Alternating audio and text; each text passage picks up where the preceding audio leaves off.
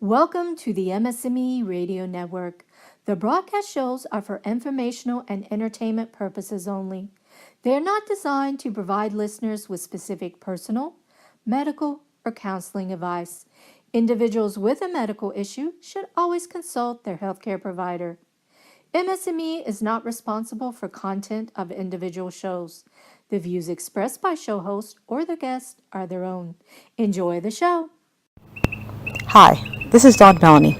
Thank you for joining me today for another episode of my series, Managing Self. Today is like no other day.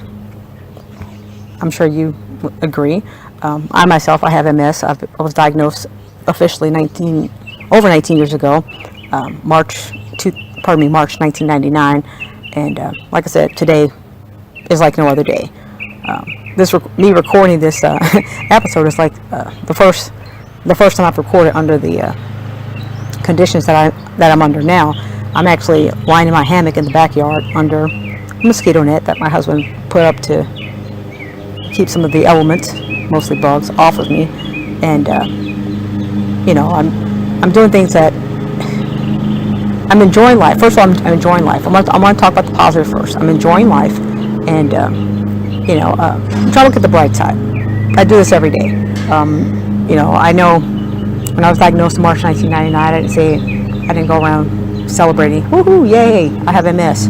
But today, ironically, sometimes I do find myself saying just that, woohoo, I have MS. It's about 4 o'clock in the afternoon, and I'm waiting on my husband to get home from work. But in the meantime, I'm in the backyard, enjoying the sun. It's a mild day, about 75 degrees, sunny. I'm in the hammock. I'm relaxed.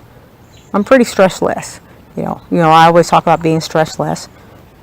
I don't think there is stress-free, but right now I'm pretty stress-less right now. So that's what I wanted to start off with saying that. Also, I guess I wanted to start off with saying, the forecast. The forecast is it's favorable for today and tomorrow as well. Breezy, some sun, about upper 70s, low 80s, and that's great. It's great for me because I have to go. I have to drive to my infusion. I think 103rd infusion for MS. I've changed medications several times over the past 19 years, but the forecast looks good for driving. So my plan is to get out early. Leave with enough cushion time so that I'm not stressed out if there's any incidents or accidents on the way there. Forecast in North Texas. Sunny and breezy. Sure, right? I kind of believe this. I kind of have as much faith in that forecast as I did when my doctor told me you have MS. Also, when he told me that, you'd probably be in a wheelchair within 10 years. Well, it's been almost 20 years, and I'm not in a wheelchair. I'm able to walk. My mobility is it's compromised in some ways, the balance and things like that, but I'm not in a wheelchair. I didn't believe it. I understand it's possible, but I figured it'd be more probable if I had those thoughts every day and thought, well, that's my faith. I'm not in a wheelchair.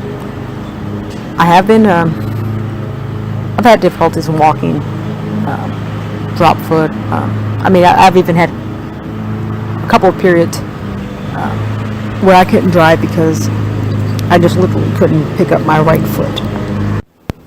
May not be able to drive. Well, that's just an example of one of the things that I couldn't do temporarily. I'm going to say I lost or compromised ability. And that's what I want to talk about today. 3 things I want to talk about today specifically are abilities. I don't want to talk about anybody's disabilities. I don't believe that. Everybody has abilities. That's all I want to talk about. My abilities. Hopefully get you thinking about your abilities. Also how MS has, some people feel like MS has stolen from them, maybe stolen their identity, changed us. I think MS has definitely transformed me, has changed me. I think for the better. Hopefully, you, by the end of the episode, you'll see what I mean, and hopefully you can identify positive aspects of your lives due to an MS diagnosis.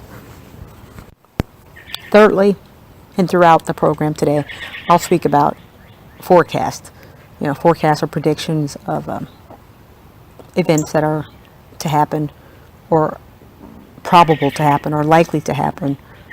Usually, I guess the technical definition of forecast is the percentage of times a certain event happened when the conditions are pretty much the same as they are for the time we're forecasting it. So if the forecast says it's 30% chance of rain, that means that 30% of the times where the weather conditions were pretty much exactly the same as they are of the time we're talking about, 30% of those times rain occurred.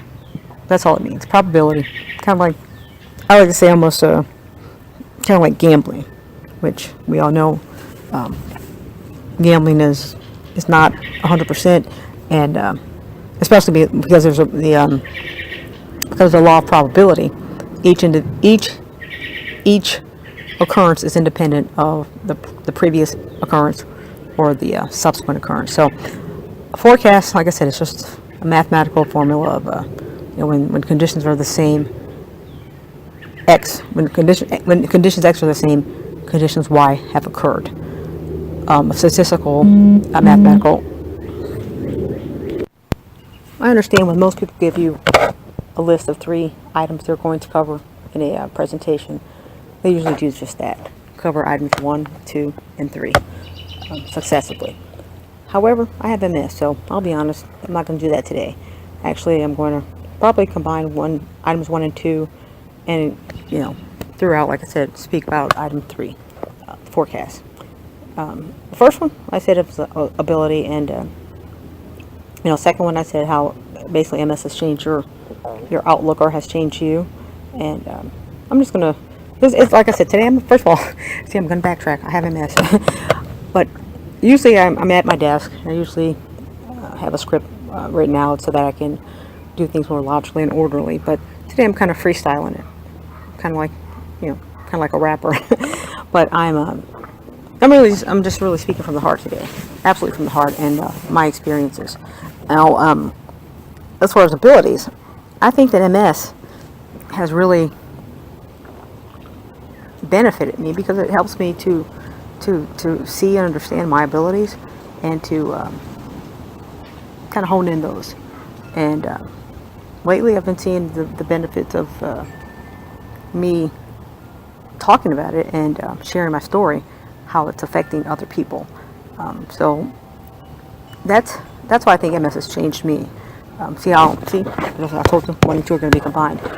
MS has showed me to look at my abilities and hone in those, and also share them and to touch other people's lives. I've seen that more and more. I've seen it all the time throughout each day, but I've been seeing that more and more this month, particularly because with all the social media propaganda or advertisements, or just people communicating, getting the words out of information. It's allowed me to talk, and for people to listen, and for people to respond. So, and actually, I've learned a lot from other people posting it as well. But that's one thing MS has done for me. As far as, like I said, my abilities, and my abilities. I probably never would have thought of them as abilities, but I guess my ability is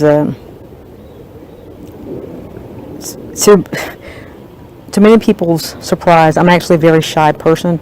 Pardon me, I was a very shy person, not likely to talk to strangers, but today, that's all I do, seemingly.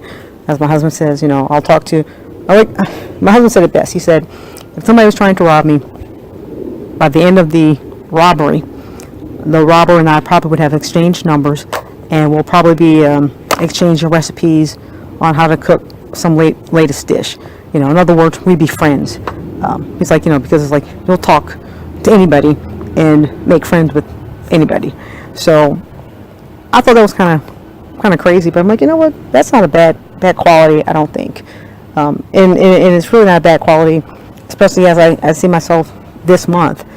My ability to connect with individuals with MS. Some are newly diagnosed.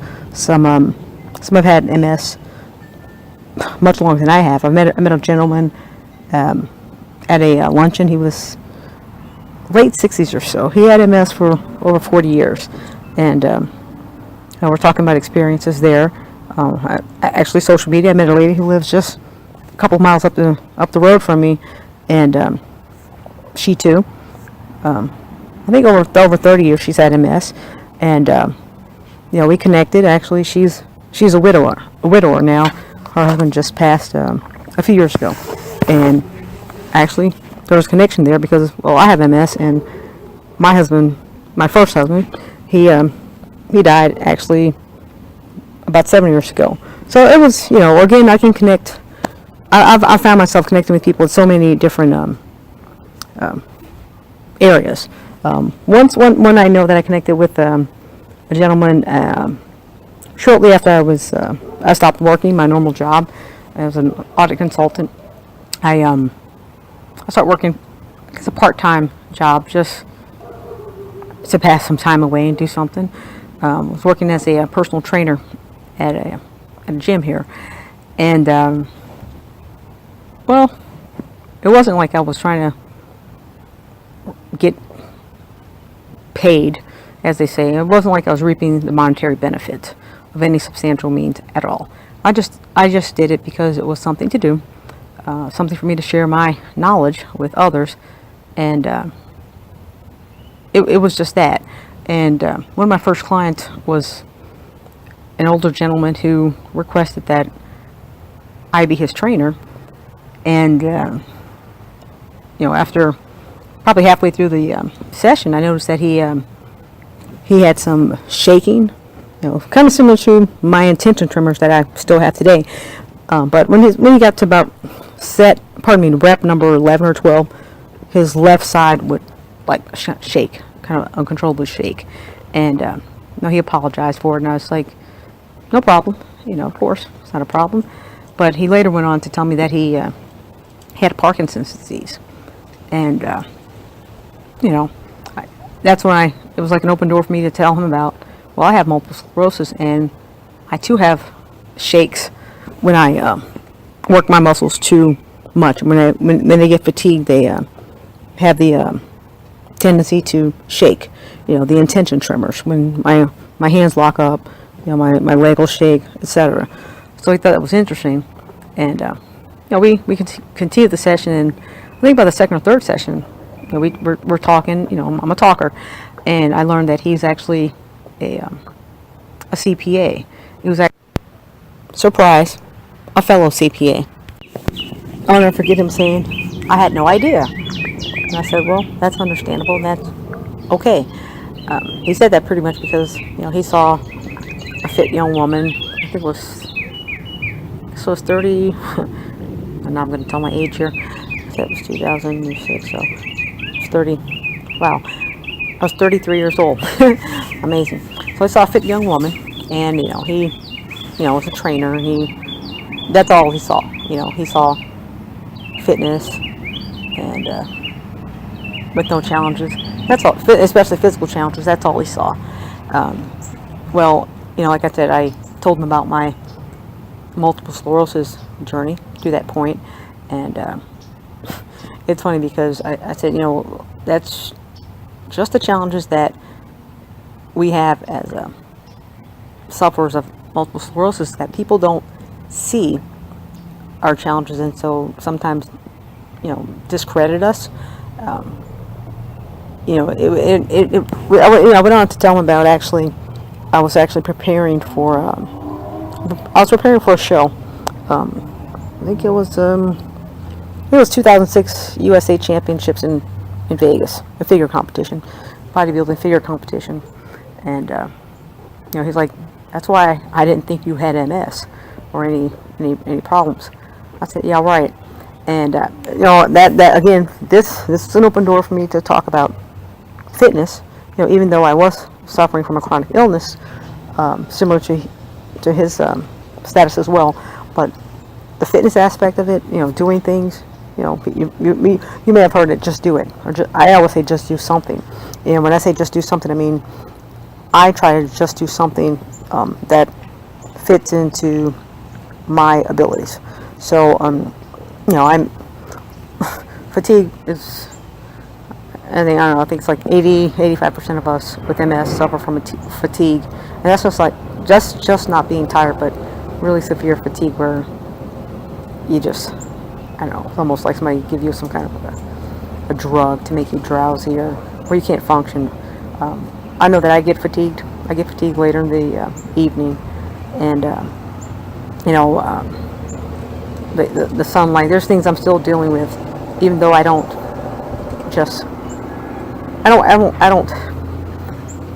wear it on my forehead or on my sleeve so you can see it. But if you ask, I have no problems with telling or explaining what I'm going through. So I told him that even though I'm going through this stuff and that I was on disability at that point, that I was preparing for a show because I could, because I didn't have to go to work 9 to 5.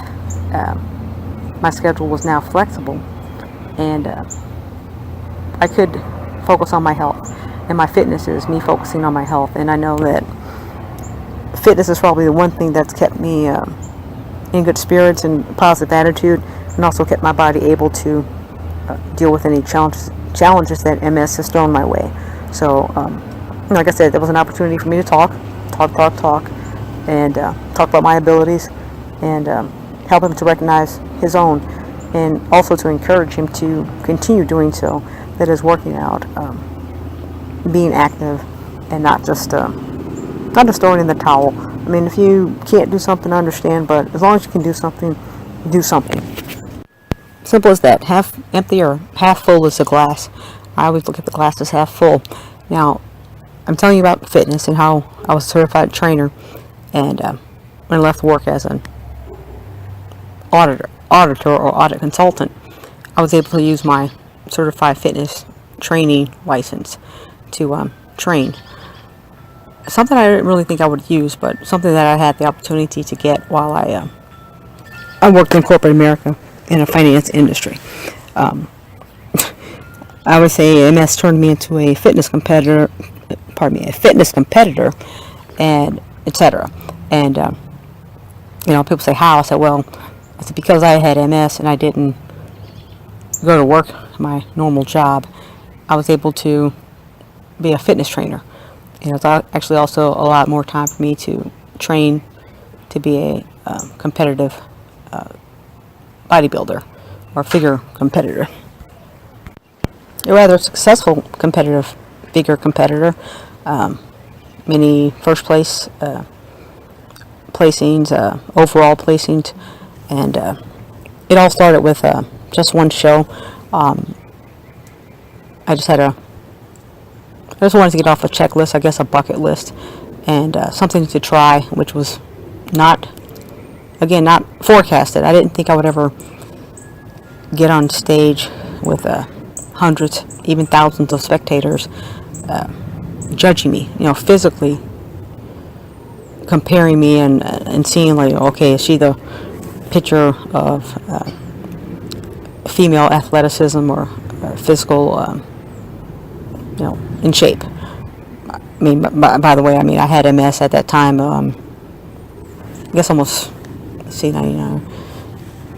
I had MS for 3.5 years before my first show. So, I didn't think this was something I'd ever do, but I did it and I liked it, and I understood the challenges that I had, but I worked around them. I had to figure out my injection site, my injection times.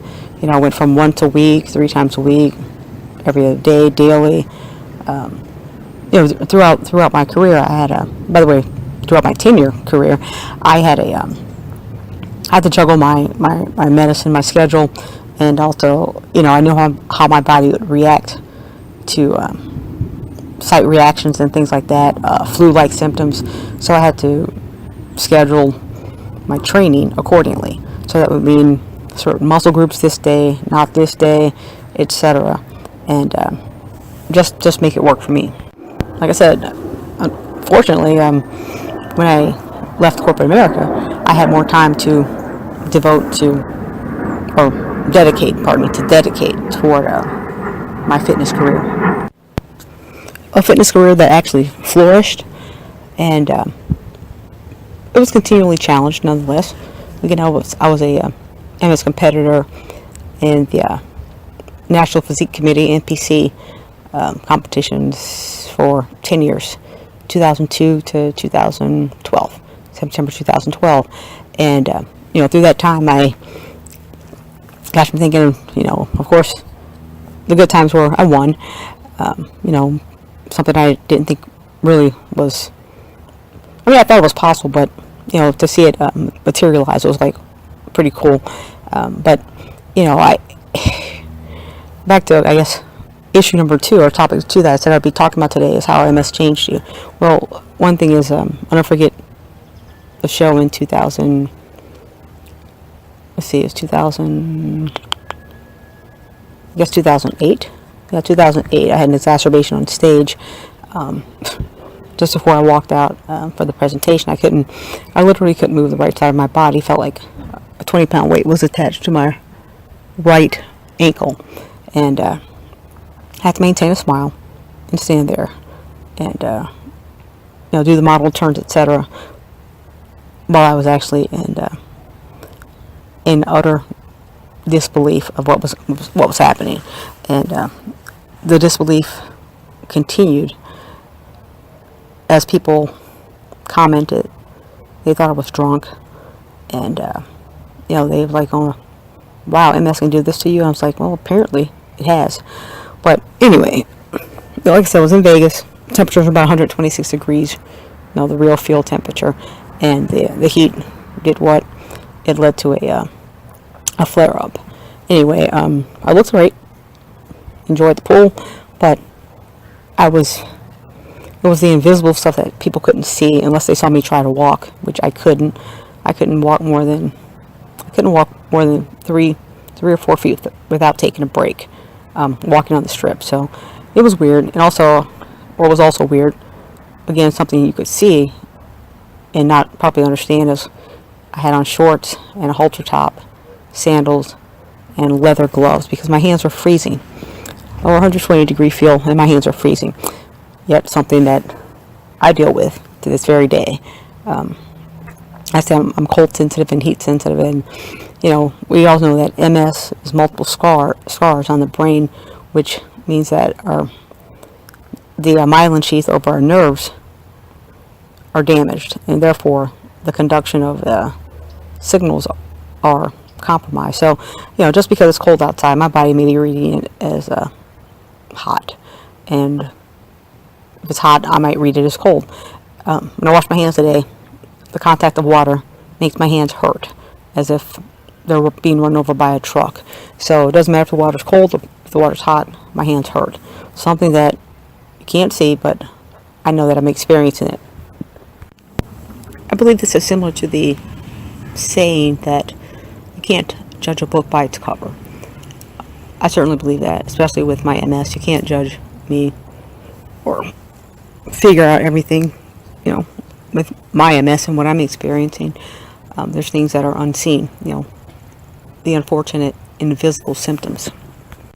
But I always tell people, if you would just ask, I'll be more than happy to explain and tell. Of course, I know you may be, some may be uncomfortable with asking about things that they don't know, but I myself, I'm 100% willing to talk about my experiences. I tell people this is not the standard, or there is no standard one way. There's no one size fits all. There's no one size fits all for MS and for sufferers of MS. We are like snowflakes. Everybody's different, individual, and no two are the same. So when I think of snowflakes, I automatically think of my MS, how it's unique. No two sufferers of MS have the same exact symptoms or challenges. Likewise, no two of us have the same abilities. That is, the exact same abilities. And like I started off with saying, I hope you all can recognize and celebrate your abilities, and don't focus on any disabilities, what you can't do, because what makes us special is that we all have certain abilities. Not only recognize your abilities, but also hopefully you can spread the word about your abilities, and not be ashamed to reveal to others, peers, friends, family members, that you do have MS, multiple sclerosis. Yeah, we always say, I have MS, it doesn't have to be. Show them that. Show them what your MS looks like. I know what my MS looks like. Your MS may look totally different, but show them. It can have many faces. I know mine has had many faces over the past almost 20 years. But I encourage you all to be open about your MS and share that with others. I'll go in and wrap up today's informal recording today. My husband actually just came home and he said, "No fair, you I've been working all day and you're laying around enjoying this beautiful weather in the hammock." Yeah, I know, life's not fair. But anyway, like I said, I'm enjoying life. I hope that each of you can as well, and celebrate your abilities. What you have, what you can do. Look at how MS has enabled you to do things that you never thought you would be able to do. I know me, I'm very much into the fitness industry, something I didn't think I would be, being in a finance industry for so long. But I encourage you all to look at your abilities, appreciate your abilities, and hopefully tell someone about your story.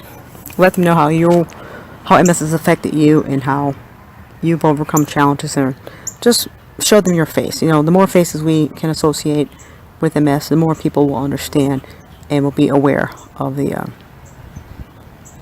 unpredictability of this illness. Once again, this is Dawn Melanie. I thank you for joining me today, and I hope that you all will join me next week for another episode of Managing Self.